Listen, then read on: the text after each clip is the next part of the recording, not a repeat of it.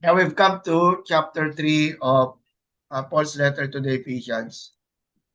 This is chapter 3. There are two main divisions of Ephesians chapter 3. First is about Paul's calling to minister to the Gentiles. Um, like personal testimony. And then we can see another section devoted to prayer. So we could imagine Paul was a prayerful person, a prayerful missionary. Now, on the first part, Paul's calling to minister to the Gentiles, chapter 3, verse 1 to 13. I leave it up to you to read that particular passage. And the context, according to Darrell Bach, Paul moves to pray only to get distracted by the nature of his own calling. This passage is a long parenthesis that also is full of theological content about God's plan. Within that plan lies what Paul calls a mystery now revealed. He flashes a spotlight in his role within this currently activated divine program of bringing Jew and Gentile together. This mystery of how Gentiles are full members of God's program is now more fully revealed. That plan reflects the wisdom of God now on display before the creation. Nothing that is currently taking place with Paul, including any persecution, should discourage them. He is getting on with the task of carrying out the assignment God has given him to make this mystery known. That is again the proclamation of the gospel and for people to come into the knowledge of Christ, the knowledge of and the reception of his love. No? That plan reflects the riches of Christ in a program God is executing. Paul presents it mostly in one long sentence running from verses 2 to 13. No? One long sentence consisting of 189 words. In this section, Paul is presenting this right to write to them. It is an appropriate extension of his ministry. Now, Paul as prisoner, this is why Ephesians is considered among the prison epistles. Paul's perennial self-descriptions, for example, as an apostle, as slave of Christ, as a mother, no, and paternal pastor, or as a prisoner and so on, were not merely aimed at buttressing his teaching authority. Although people might use that, no, especially those who were opposed to Paul. As a prisoner, 4 verse 1, I therefore a prisoner of the Lord. And then 6 verse 20, another clue that during this time Paul was in prison. And he sees himself as an ambassador of change. of change.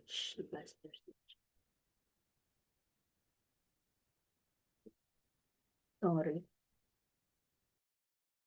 But as an apostle of Jesus Christ, he suffered imprisonment for the sake of Jesus.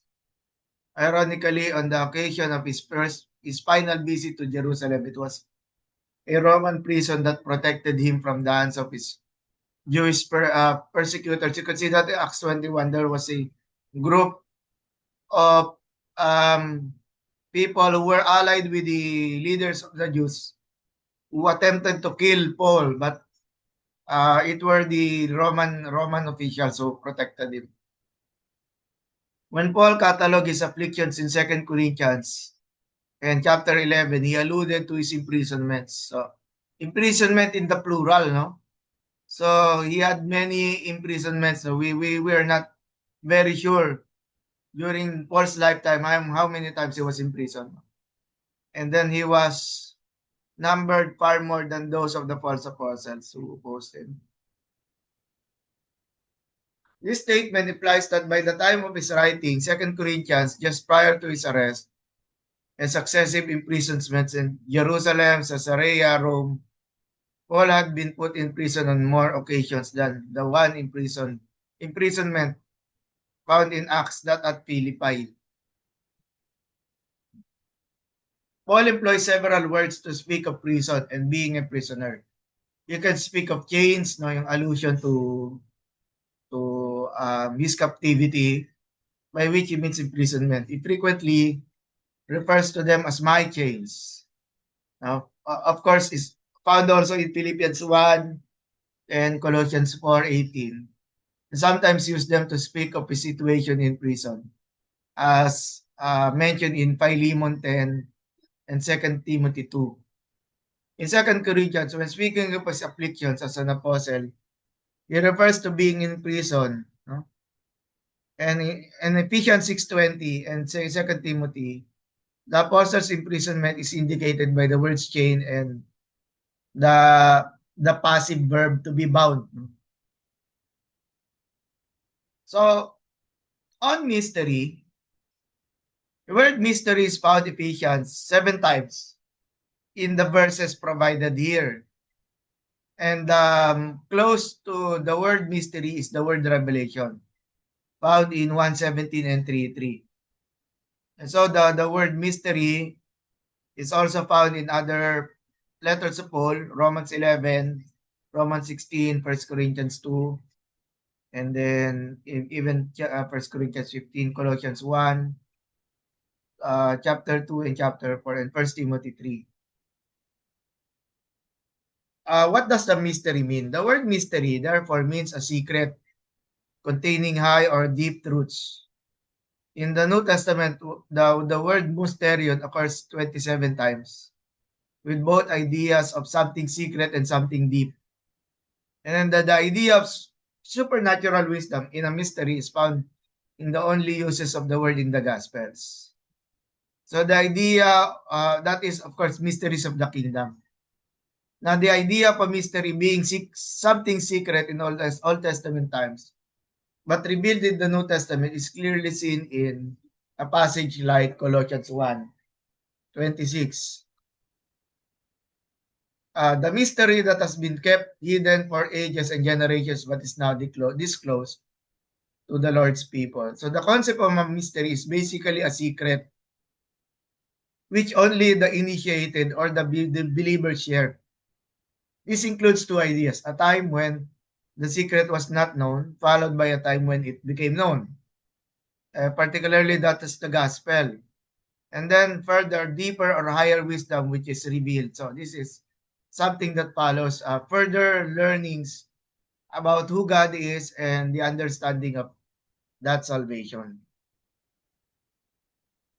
Now, of course, this is Ephesus, and we've seen in the map that it's very far from Palestine in Jerusalem. So it's not surprising that there are more Gentiles in Ephesus, and the emphasis is there. So we can see the word Gentiles appears in 5 verses: Ephesians 2, 3, 6, 8, and then verse 4:17. Galatians 2:8, Paul recognized that Peter was an apostle to the circumcised, not to the Jews, while Paul saw himself as an apostle to the Gentiles, which is why his ministry is extensive in Ephesus. Of course, we could speak of other places, that is to include Corinth. No? In Acts 9:15, during this encounter, the Lord said to Ananias, "Go, this man is my chosen instrument to proclaim my name to the Gentiles and their kings." And in Acts 18:6, Paul already saw that calling. Paul spoke to the Jews, "Your blood be on your own. I am innocent of it. From now on, I will go to the Gentiles." And then we go over Paul's self-understanding. This self-introduction leads to another long digression, or digression is a sudden change of topic, no? In which he describes himself as one of God's holy apostles and prophets, who through the Spirit have received revelation of God's mystery, which is the mystery to preach to the Gentiles. No? This statement together with the fact that he was witnessing the fulfillment of God's purposes in his missionary enterprise. So in Ephesians 3, we could see a self-portrait of Paul, first granting that the one who claims to be I, Paul, is the apostle. He has the right, he has the direct authority from God. Another apologetic, no, of perhaps to strengthen yung content, no, that his message is really coming from God. This is a study of several parallels between the self-concept portrayed by Paul in Ephesians and the prophet Daniel. By summarizing how in his other letters, Paul frequently defined his calling as an apostle, apostolicity in the mold of the Old Testament prophets. And now Ephesians shares with the book of Daniel the themes of perception of God's mysteries. So that is what makes yung apostolic call common between Paul's letter to the Ephesians and the book of Daniel. Now, this is going an observation or a survey of Paul's self-understanding. In Galatians 2:8, he definitely understood his apostolicity as at equal of weight, no, with Peter. Yet even though Paul is never given the title of a prophet, he regarded this missionary apostolic function as charismatic and prophetic in nature. This prophetic function included revealing new and unknown divine mysteries and interpreting existing scripture with new wisdom and understanding. To Paul, these prophetic, revelatory, and interpretive functions were all centered in the person of Jesus and the operations of the outward Holy Spirit to them. It is granted that Paul made definite distinctions between Christian prophets and the apostles. According to Eugene Boring, an early Christian prophet as an immediately inspired spokesman for the risen Jesus who received intelligible oracles that he felt impelled to deliver to the Christian community. Paul's concept of apostlehood was the basic point in common with the essential features of the Old Testament prophets. So the Old Testament prophets, the legitimacy of their messages was the fulfillment. Okay? And so for Paul, it is yung kanyang calling. Yung calling. Paul understood himself as operating the mold of OT prophets. Like the Old Testament prophets, Paul's apostolic mission involved prophetic proclamation. Some ideas about yung comparison between the Apostle Paul and the prophet Daniel. On Daniel, on 7 occasions, the book of Daniel, the prophet uses the phrase, I Daniel. No. Dito naman, in Paul, he uses I, Paul. So, yung self-introduction and then yung pag-strengthen ng calling. Also found in chapter 3, verse 1. So, in all of them, the self-reference in Daniel is used to report the reception of how Paul was the recipient of God's mysteries.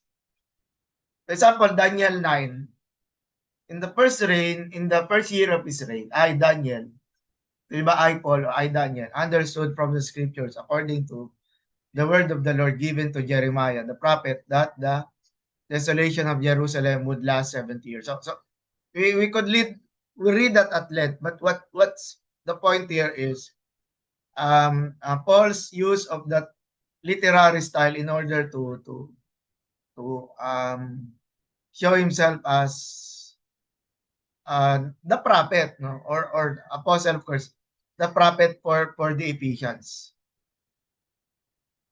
And we can see here yung some comparison, Paul and Daniel as an exiled prophet, while Paul was an imprisoned apostle, both of them serving the interests of their master, which is God. No? And there is a long biblical tradition that links the isolation of a prophet, whether in exile. So yung true prophecy or the true prophets like Jeremiah and then Daniel, and to include Ezekiel, no, they were yung true prophets experience suffering and imprisonment. No? So we could see here John in Revelation, or to include John the Baptist, who was beheaded, no, because of his faith and because of criticizing the powers that be. Though a captive, Daniel, a receiver, interpreter of God's mysteries, was nevertheless free to be Yahweh. Excuse me.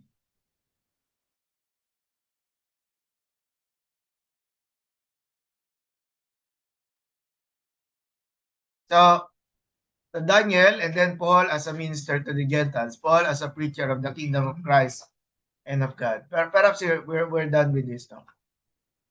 So, one of the prominent theological themes of Ephesians is the concept of divine revelation or mystery, the unfolding, something that was secret and then it was unfolding.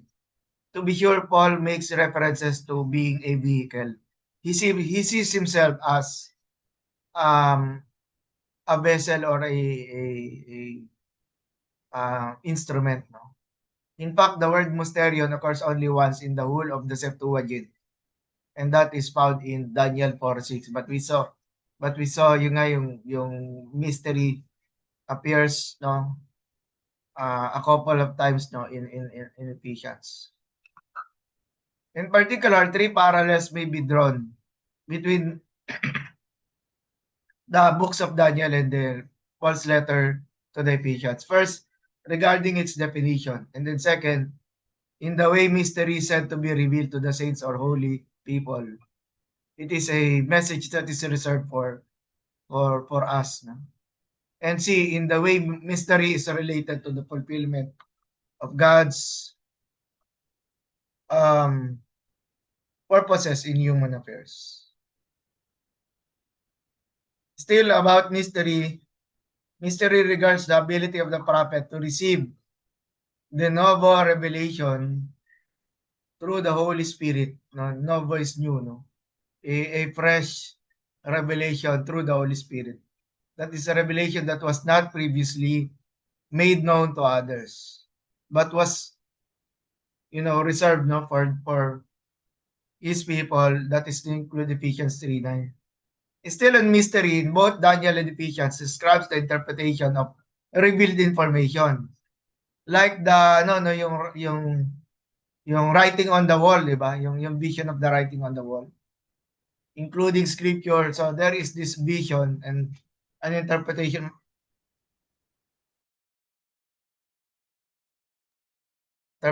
meant to follow. And then of course the Holy Spirit as a reveal of mystery. So of course the Holy Spirit, the purpose and function of the Holy Spirit in Paul's letter to the Ephesians is important, as he is the one who reveals mysteries. He makes the Holy Spirit allows the people to perceive God's messages. On four occasions, Daniel is similarly described as one in whom the Spirit of the Holy Gods resided. Now, Spirit of the Holy God. But now here it's no longer the prophet but the Ephesian. The Christian believers are now the recipients. No, still about mystery, Christian views. There is this, for example, covenant premillennialists. They see a continuity with the Old Testament. The church as a spiritual Israel is the continuation of God's redemptive program. Now, for dispensational premillennialism, now insisted that the mystery is something unrevealed in the Old Testament, but now it is revealed in order to demonstrate the distinction between the church and the people of Israel. Still, there is another level called the ultra-dispensationalists. No? Ang hina-highlight dito is the difference or the separation between Christians and the Jews, especially looking forward to the tribulation. No? So further complicate the interpretive picture by insisting not only on the distinctiveness of the body church, but on the fact that this was not revealed until some time. So we keep on telling mystery. So what is the content of the mystery? The content of the mystery expressed stated in Ephesians 3:6 that the Gentiles should be fellow heirs and of the same body, partakers of his promise in Christ by the gospel. In other words, the mystery concerns Jews and Gentiles as joint heirs in a joint body and joint sharers of the promise in Christ. The mystery contains the fact that Gentiles are included in God's plan God's plan of redemption. It's clear, and most non-dispensational writers stop at this point. Still on the content, the heart of the mystery is that there would be a joint body for Jews and Gentiles. Thus, the crux of the interpretation or the heart of the mystery is whether or not the one body for Jews and Gentiles is an Old Testament revelation. So now that we know that, perhaps, wait, teka lang.